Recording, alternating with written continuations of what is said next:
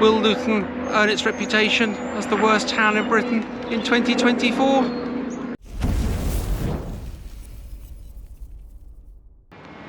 I'm in the centre of Luton, and in 2023 Luton was voted Britain's worst town. So I'm here to take a look through the town centre and see if Luton's going to retain that title here in 2024. But I'm also going to find some positivity in Luton, some nice areas, and discover some history as well. Now, if I said to you, what's Luton famous for? You'd probably say Luton Airport, which opened in 1938. And the football club, Luton Town, was founded in 1885, known as the Hatters, after the hat-making industry that used to be here in Luton. And perhaps you might say Vauxhall Cars started making cars back in 1905. And they stopped in 2002, but they still make vans here. And they make some good vans, and I've driven a few as well. And I've owned some Vauxhall cars, and I was very happy with them. But Luton first emerged as a settlement in Anglo-Saxon times, around the 9th century, and has grown ever since. Now, I'm starting my walk in a really beautiful place, and this is St Mary's Church. Now, the church was founded around the year 930 AD, 930 CE in the Common Era, by King Athelstan as an act of thanksgiving with his victory over the Danes. Current church is quite magnificent. It's built by Robert I, Earl of Gloucester, in around 1121 and consecrated in 1137. And the church has underwent so many changes since then, mainly in the 15th century, and the tower was rebuilt back in 1906. But this part of Luton town centre is really beautiful and enhanced by the cemetery as well. And it's dominated by the shopping centre, which is just opposite. And this would have formed the main part of the old medieval town in years gone by. But there have been many changes to Luton town centre over that time, especially during the Second World War. Vauxhall made Churchill tanks for the war effort, so naturally Luton was a target for the Luftwaffe. And since the Second World War, there's been a lot of rebuilding in the town centre, and it's the shopping centre here which actually dominates this region of Luton, this part of the town centre. And as shopping centres go, it's a really nice one.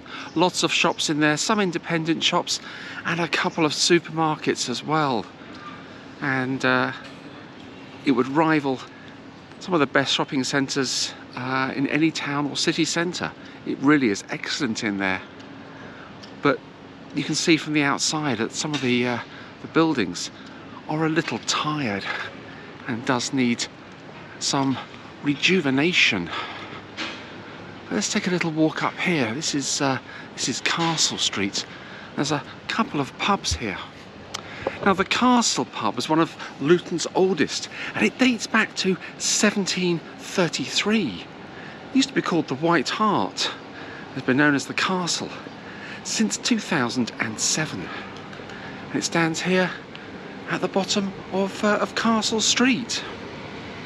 And Castle Street got its name because there used to be a castle here in Luton.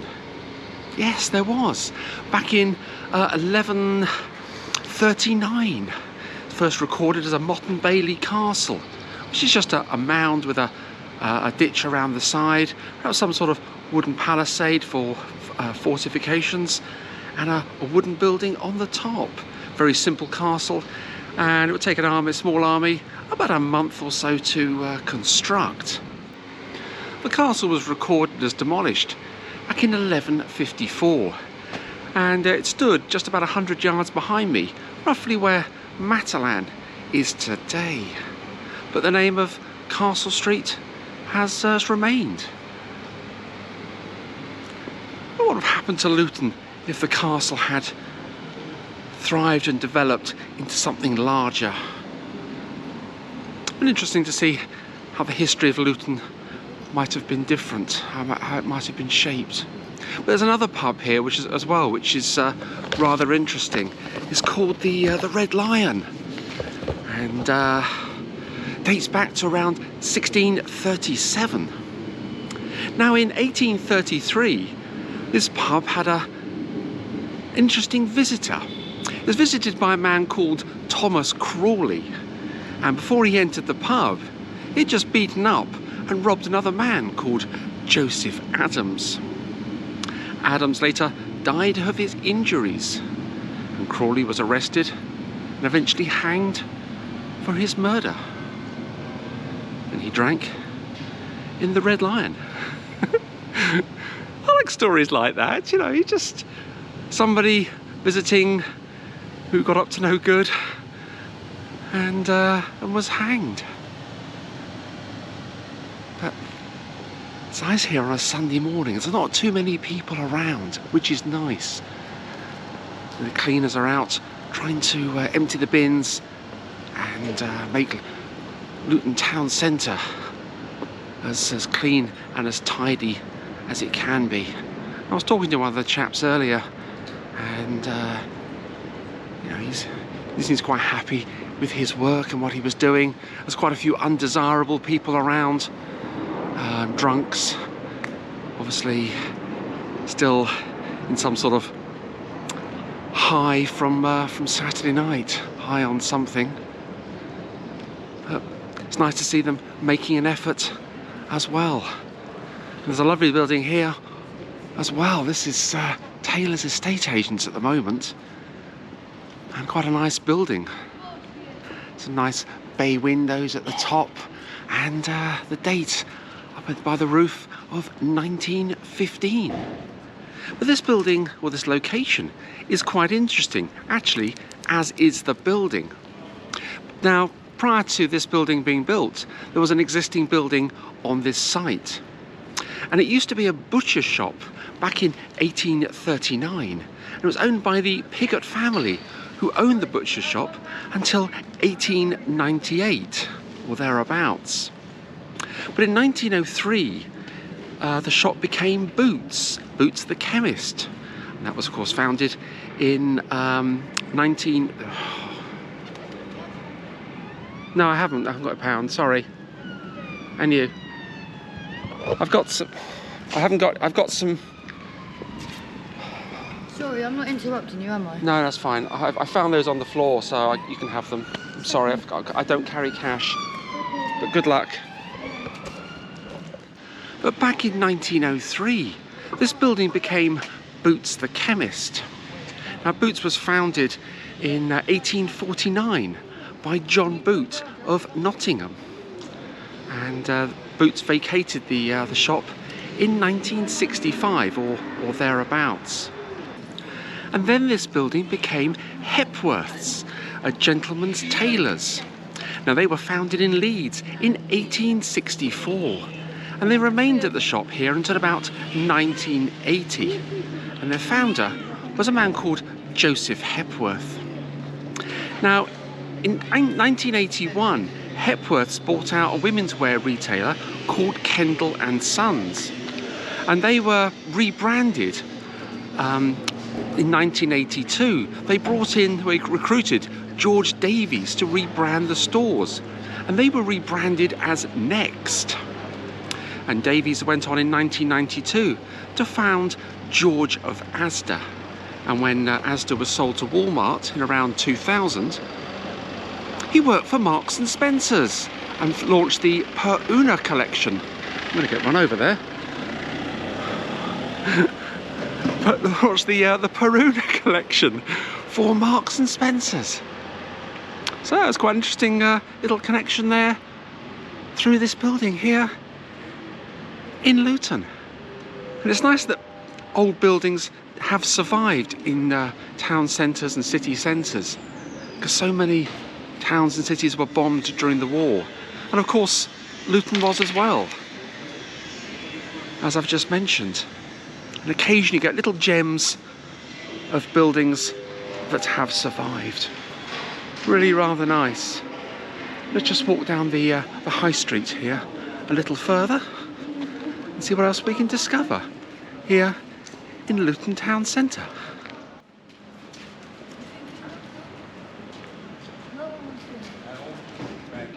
There's quite a few well-known shops down the high street here. There's also some boarded up ones as well. But you get that in any high street. And to be honest, Luton High Street isn't too bad. I expected a lot worse walking through here, judging by the comments and things I've read online.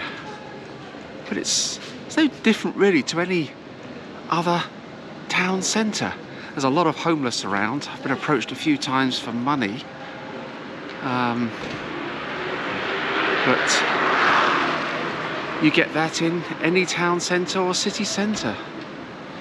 They'll come across the old cinema, displaying Luton 2040, transforming lives through arts, culture and heritage.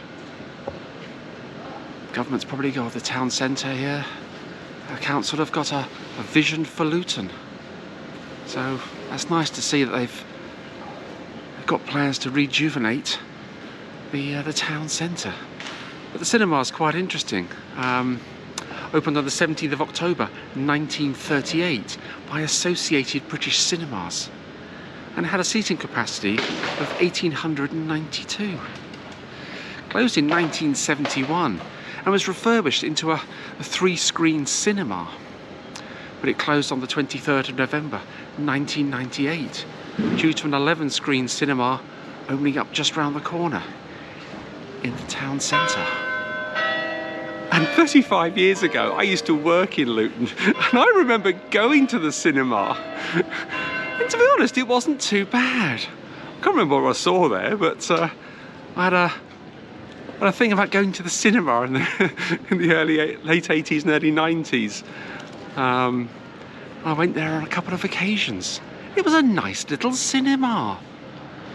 But I was always in London, so I used to go to the Cannon Cinema in Panton Street, which is just next door to Leicester Square.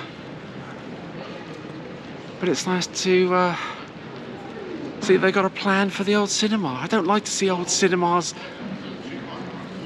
just left to ruin. But I dare say, perhaps in a few years' time, city centre or town centre, I should say, will be a lot different to what it is now.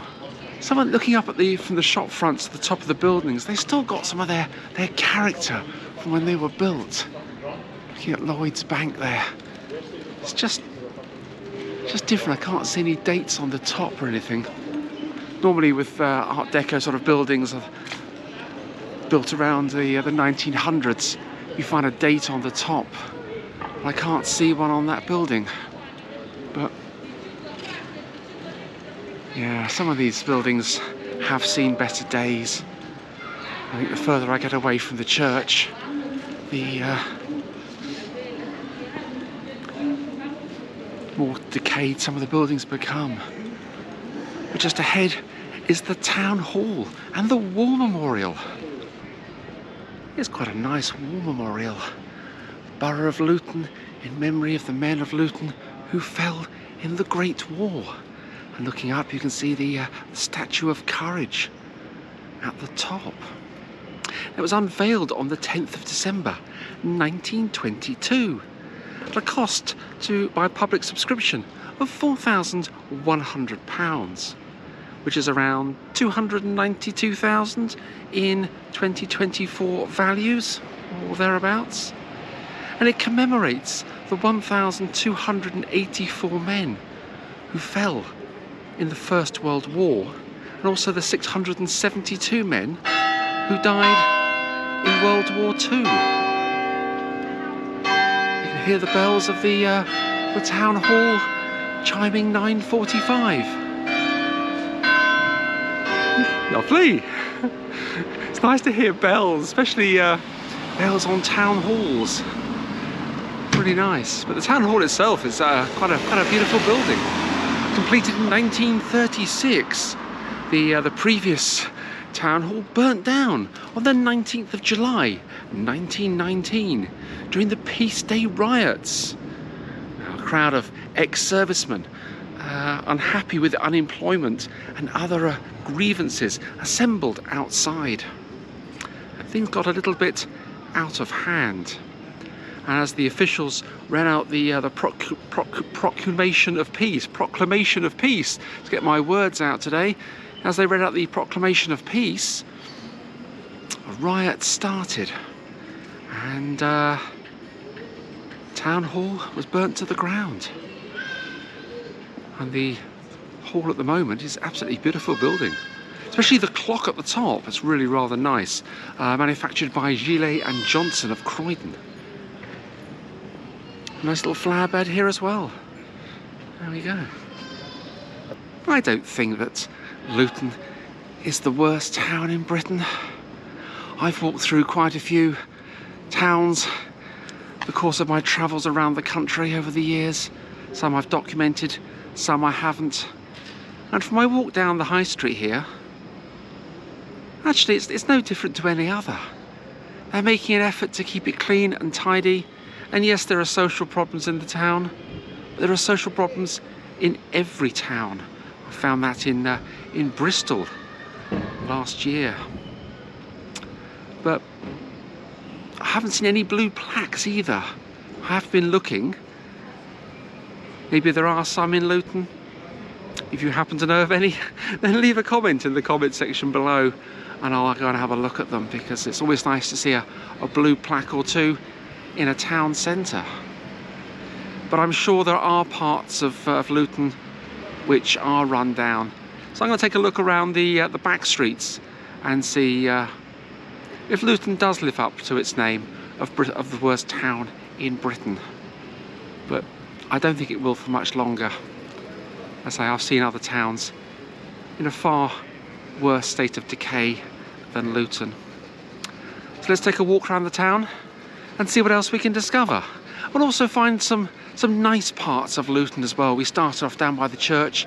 That was really nice. And I'm sure there are some green areas here in Luton which more than compensate for any run-down areas. So let's take a walk through some of the back streets.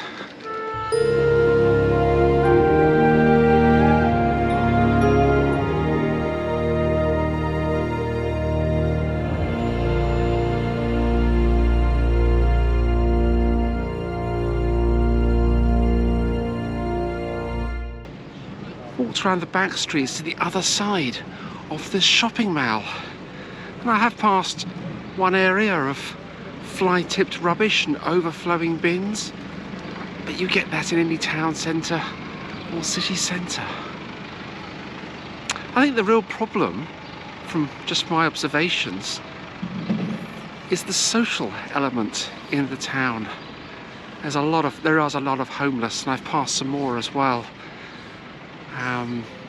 Maybe this is why Luton has got the reputation of the worst town in Britain.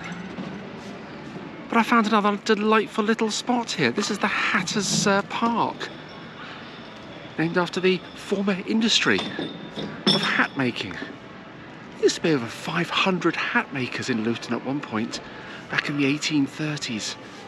Used to produce about 70 million hats a year. It's a lot of hats. But they would export them all over Europe and beyond. But it's really rather nice. It is nice around here. And I think it's the people that make a town or a city. And I've spoken to a few people. They've said good morning to them. And they've said good morning back. They're very friendly local people. It's nice. It is nice. And on a sunny day like today, it is nice here in Luton. But I'm going to travel up to the other side of the high street, up towards the bypass, the main road that goes through the town, so we can discover up there. So many other YouTubers have been to Luton, visited Luton, and they've just highlighted the negative. There's a lot of positive in this town, and it's really rather nice in parts. But I dare say there are some areas where tourists don't want to go. Probably not where locals want to go either. But let's head back up to the high street and see what else we can discover.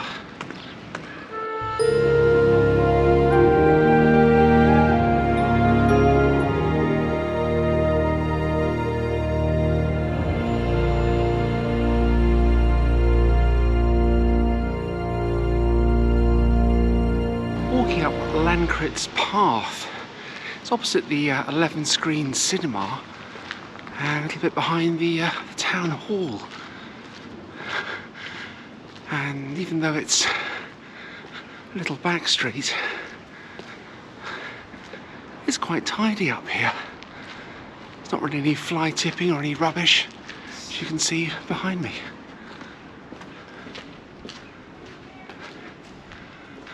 Some flats on either side. We've got some overflowing bins, but there we go. There's nothing more than you would see in any town centre. I'm actually quite enjoying my walk around Luton.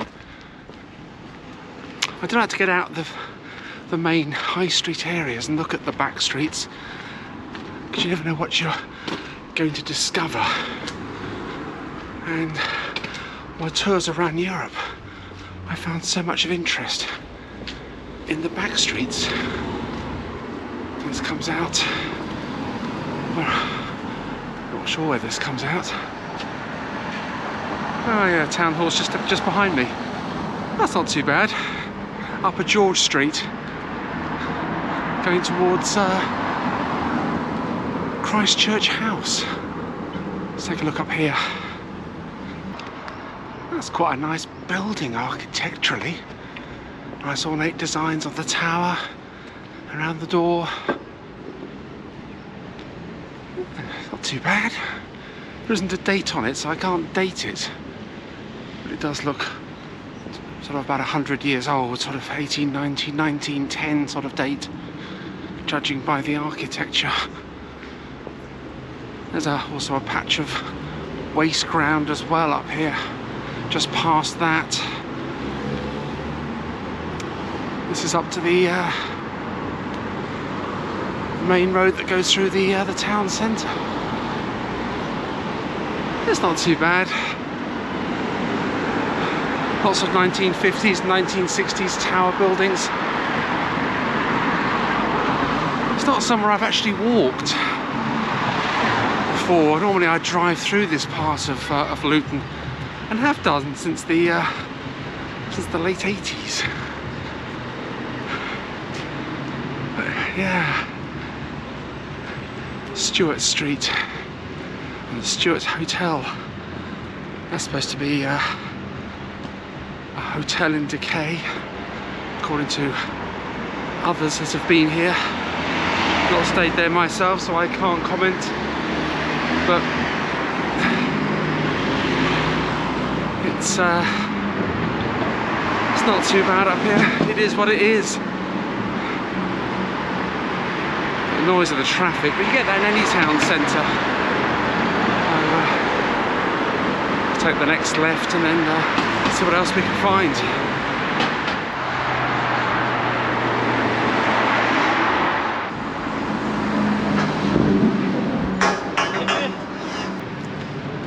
Walking down Dunstable Place, just turned off of the main road. Quite interesting building ahead of me. Something limited manufacturers. Remnants of the hat industry, no doubt. Now turned into flats. Remains of a ghost sign above the top. It must be nice to see ghost signs walking through a town centre. Another derelict building on the left-hand side. There's quite a few down Dunstable Place, but I've had quite an enjoyable little walk around the town so far this morning. But I want to end on a really nice part of Luton. I'm going to head down, slightly out of town, down towards Wardown Park. There's supposed to be a lake there, and it's supposed to be really nice.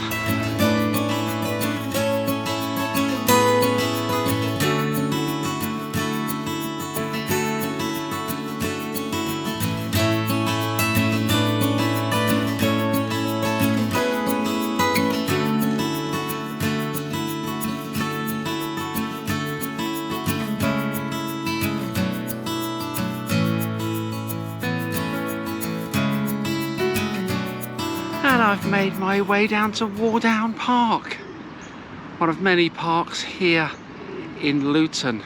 Quite a pleasant walk as well. Started talking to a few other local people, and one or two were a little surprised that I enjoyed my walk around the town centre this morning.